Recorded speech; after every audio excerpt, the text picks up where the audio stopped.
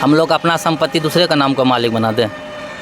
वो संपत्ति जैसे मेरा बाप का है तो आप लोग को किसको हम बना दें मालिक? केंद्र सरकार की तरफ से ये तर्क दिया गया ना कि अगर ये बिल पास हो जाएगा, इस तरह केंद्र में पास तो हो गया, तो इसमें जो जिसके पास ये संपत्ति है वक्फ बिल, वो गरीबों को बांट दिया, जैसे कि पासमानदा मुस्लिम है, जो गरीब तबके की महिलाएं हैं, वो सबको बांट दिया जाएगा।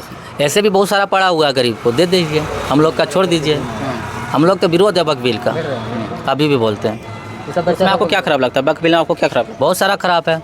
आज बता देगा कि ये बिल बढ़िया है मेरे लिए, कल वही बिल पर राज करेगा दूसरा, वो होने नहीं देने वाले हम लोग, इसलिए उसका हम लोग विरोध रहे हैं। उसका मेंबर भी तो अलग कर दिया, तो उसका मेंबर बनेगा, मेंबर कौन बनेगा? मेंबर अगर मेंबर बनेगा तो मेरा टीम का बनेगा अकबर ओवैसी को, दूसरा कास्ट जगह क्यों जगह कास्ट मेरा रहना चाहिए वो बिल का मेंबर। नीतीश कुमार अच्छा नेता है कि खराब? अच्छा, वो आरजेडी में जब है तो बेटर है, बीजेपी में जाएगा तो बेटर नहीं है। अगर अभी जैसे कि अभी तो भाजपा के साथ में है, ठीक ना, तो आरजेडी के साथ में आती है तो आप नीतीश कुमार को मुख्यमंत्री चाहते हैं? हाँ, उसी को चाहते हैं।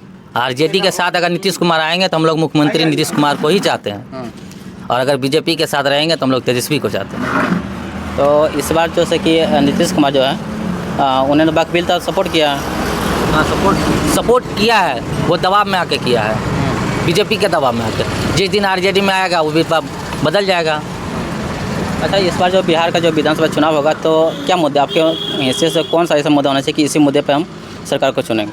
मुद्दा बहुत सारा है, जैसे कि अभी ये महिला वाला क्या उठाया है, 2500 वाला उठाया है, महिला बहन वाला जो है उसमें वो सोच के हम लोग वोट देंगे।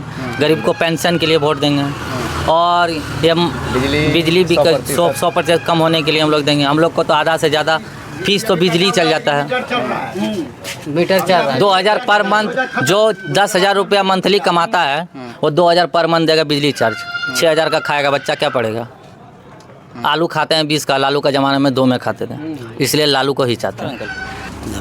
तो क्या कहेंगे इस बार विधानसभा चुनाव के बारे में? इस बार विधानसभा चुनाव में हम लोग हमेशा नीतीश कुमार को वोट देते हुए आए, लेकिन इस बार चूँकि सबसे बड़ा मुद्दा ये है कि वक्फ तरमीमी बिल जो है ना, उसका सपोर्ट कर दिया है नीतीश कुमार ने, है ना, इसलिए हम लोग उससे नाराज़ हैं और हम लोग इस बार तेजस्वी यादव को वोट देंगे।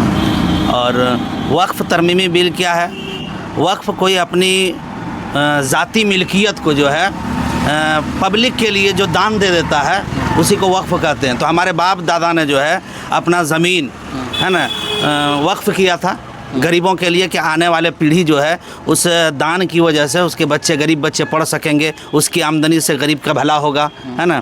तो ये सब करके हमारे बाप दादा ने वक्फ की ज़मीन दिया था। आज उस ज़मीन को सरकार हमसे छीनना चाहती है, सरकार की नीयत इस पे ख़राब है ना। सरकार तो ये तर्क दे रहा है ना कि अगर हम जो वक्फ संपत्ति है वो किसी एक हाथों में ज़्यादा करके समाहित है, ठीक ना, तो उसको हम गरीबों में बांटेंगे और मुस्लिमों में ही बांटेंगे। ये तो सरकार अपना तर्क दे रही है। सरकार जो चीज़ बांटना था वो तो नहीं बांट रही है। आज तक 15 लाख रुपया बांटा, वो जो बोला है खुद सरकार ने, जो कहा है कि हम 15 लाख करके देंगे, वो तो खुद नहीं बांट सका, है ना। और कितना इंसाफ मिल रहा है ये तो हम लोग देख रहे हैं आंखों से।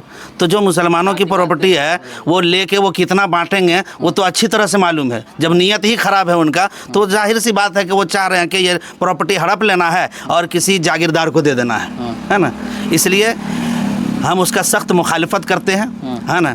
अगर नीतीश कुमार आज भी उसके खिलाफ आवाज़ उठाएंगे और तेजस्वी के सपोर्ट में आएंगे, तेजस्वी से गठबंधन करेंगे, तो हम चाहेंगे कि नीतीश कुमार ही बिहार का मुख्यमंत्री बने।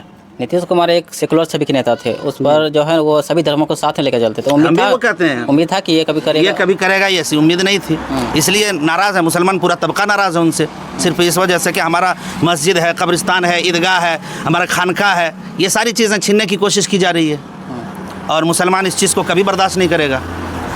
भारतीय जनता पार्टी से आप लोग इतना नाराज़ क्यों रहते हैं? भारतीय जनता पार्टी से नाराज़ इस वजह से रहते हैं कि वो मुसलमानों के हक़ की कोई बात नहीं करते हैं, है ना। हमारी मस्जिद को छीन लिया गया, बाबरी मस्जिद को छीन लिया गया, है ना, इसको ज़बरदस्ती फैसला करवा लिया गया। तो ये सारी बातें अगरचे आज तुम्हारे पास हुकूमत है, पावर है, तो तुम कर रहे हो, लेकिन ये सब चीज़ हम नहीं भूलेंगे, हम अपने बाल बच्चों को नहीं भूलने देंगे। उनसे बताएंगे कि तारीख़ क्या है और हमारे बाप दादा ने कितनी कुर्बानियाँ दी। आज़ादी में हमारा सबसे ज़्यादा हिस्सा लेने वाले कौन थे?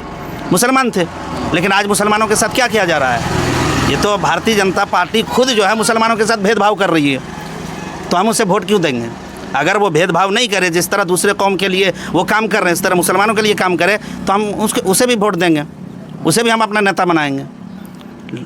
तो इस बार बिहार का जो विधानसभा चुनाव होगा तो क्या लग रहा है कि किसकी सरकार आपको बनना चाहिए यहाँ पे, और आप लोग किसको? हम तो चाहेंगे कि तेजस्वी का सरकार बने, उसे मौका दिया जाए, क्योंकि तेजस्वी के सरकार ने सिर्फ थोड़े दिन के लिए वो उप मुख्यमंत्री बने थे और नौजवानों को नौकरी दिया था, 2 लाख नौकरी दिया था। और हमें उम्मीद है कि अगर तेजस्वी का सरकार आएगा तो ज़रूर वो काम करेंगे यहाँ पे।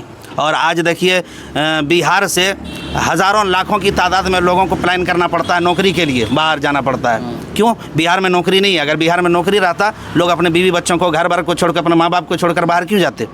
इसलिए हम लोग चाहेंगे कि जो भी सरकार आए बिहार में मज़दूरों का व्यवस्था करे, कि मज़दूर को कुछ हद तक पलायन रोके, बाहर ना जाना पड़े।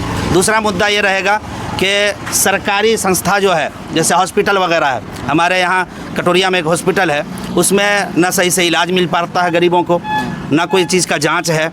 तो ये सब चीज़ों पर सरकार ध्यान दे के गरीब आदमी को हॉस्पिटल में सही सुविधा मिले, पढ़ाई के मामले में बच्चों को सही सुविधा मिले।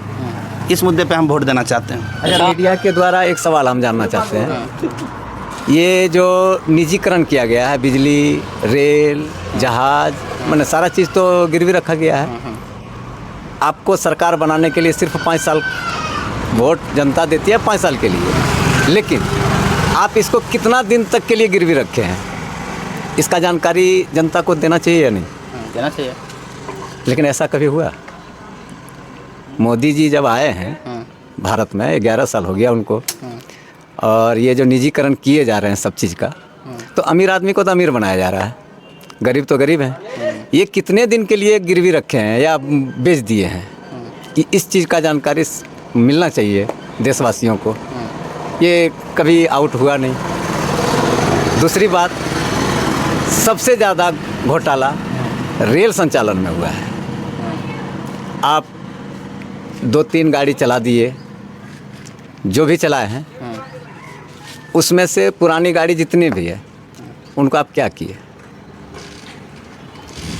ये सवाल आप मीडिया के द्वारा आप ऊपर तक पहुंचाइए कि कोई भी चीज़ का हिसाब किताब ढंग से दिख नहीं रहा है जनता को। 15 लाख रुपया कहे थे देंगे, वो भी नहीं मिला। तो जुमला था भैया, जुमलाबाजी खुद बोला कि वो जुमला था। नहीं, ठीक है, आप जुमला दे करके लोगों से वोट लेके सरकार बना लिए, लेकिन सबसे बुरा नतीजा यहाँ पे शिक्षा का है। तो बिहार का एक मिनट, लॉकडाउन में जो गरीब तबके का लड़का था वो ऑनलाइन तो पढ़ सका नहीं, उसका लाइफ खराब हुआ। इसका जिम्मेवार कौन होगा? इसका जिम्मेवार कौन होगा? पढ़ाई बंद हो गया था ना। आप कोई बीएड कर रहा था, कोई ग्रेजुएट कर रहा था, कोई मेडिकल कर रहा था, तो ऑनलाइन सब कर रहा था।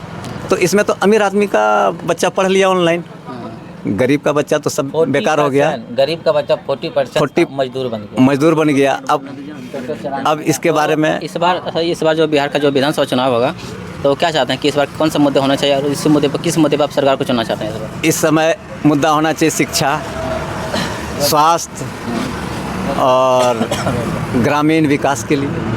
नीतीश कुमार तो दावा कर रहे हैं कि शिक्षा व्यवस्था में बहुत सुधार हुआ नीतीश के शासनकाल में। नीतीश कुमार के शासनकाल में तकरीबन प्रशासन ठीक ठाक ही है। बाकी जो विकास का लेवल है, इसमें स्टाफ का भ्रष्टाचार कुछ ज़्यादा है। अब इसके लिए सरकार जिनको चयनित करे, जिधर से करे।